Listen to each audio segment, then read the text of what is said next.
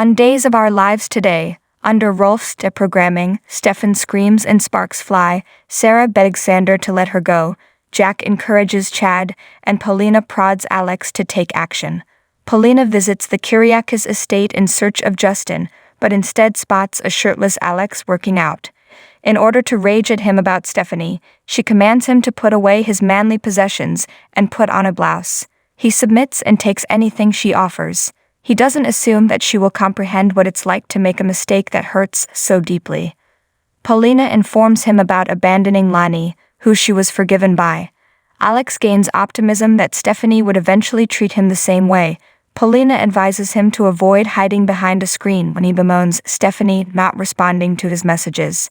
He needs to apologize to her face-to-face while actually they're with her. Alex writes Stephanie a letter by hand after she departs. When Chad locates Jack in the Horton house, he gives him an embrace. Jack somberly informs him that he has permanently removed Gwen out of his life. Chad then tells the story of how they had cheated on Abigail. Jack talks about how delighted he made Abby after their reconciliation. Even while Chad wishes he could continue doing that, he is aware that Abby wouldn't want him to mope around and that he must be strong for the kids. Jack assures him that he has done so and feels that Chad merits more happy days. He still has a lot to offer. Jack believes Abigail would feel the same way if he found love again. When Abby still holds a special place in his heart, Chad can't even consider finding love again. She will always do. When Jack learns that Chad saw Abby in the graveyard, he hypothesizes that this was a sign from Chad's unconscious, allowing him to proceed. Jack reflects that his love for Abigail won't fade after observing that Chad and Stephanie had grown closer. He just needs to make space in his heart for the life he deserves, the kind of life Abigail would want for him. Chad envelops the man. Jack advises Chad to look at his relationship with Stephanie, but he promises to support whatever choice he makes. Stephanie deletes Alex's voicemail at home pleading for a second chance. Steve returns home as she finishes writing a eulogy for Kayla. He informs her that Kayla cannot donate organs as she had hoped because to Kristen. Therefore, Joe and Tripp are in discussions with the hospital about donating her body to science instead. Although she ends up erasing the majority of what she writes, she still tells her dad about her eulogy. He is confident that the appropriate words will be spoken when needed. She is always considering what she would have said to her mother if she had arrived in time. She is urged to let that go by Steve. Kayla is aware of her affection. She's not to blame. Steph concurs. Stephanie begins to yell about Alex. According to Steve, Kayla was content and would want her to be as well. Stephanie aspires to serve others and uplift their spirits like her mother. Steve reassures her that she does that and expresses his admiration for her. Stephanie recalls a time when Steve had left. He is aware that because they had each other, they managed just fine without him. Stephanie says she's sure, but she's not sure right now. She sobs as Steve comforts her.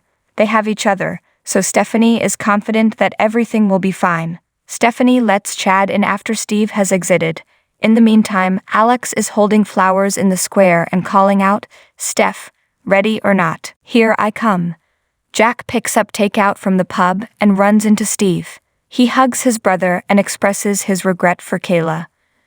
Leo is trying to understand why Gwen chose Xander over her father and everyone else in the square. Since she's known Jack, Gwen says she's only been let down by him. Because she cares for him so deeply, she made the selfless decision to let him leave.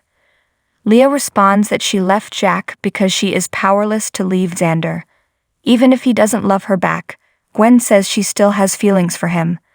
Leo is aware that Xander adores Sarah as much and may even be ready to give up on her. In order to save Xander's great, fine ass, she had to make some sacrifices, which he urges her to share with him in his room. Xander declares his undying love for Sarah in his motel room. She implores him to file for divorce and release her at that point.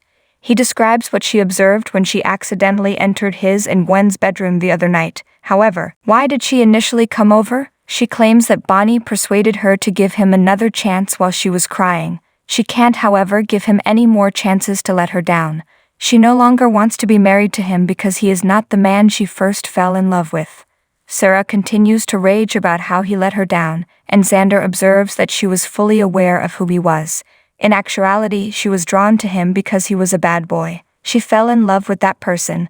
She acknowledges that he is correct as he moves in closer. The proximity has an impact on her, but she is unable to move past his sins. He retracts, saying she always returns. He should sign the documents because she responds that it won't happen this time. He complies furiously. Sarah leaves, her shoulders sagging. As Xander collapses to the bed, his face sags. Thanks for watching this video. Please subscribe to our channel, Daily Bulletin News, and stay with us.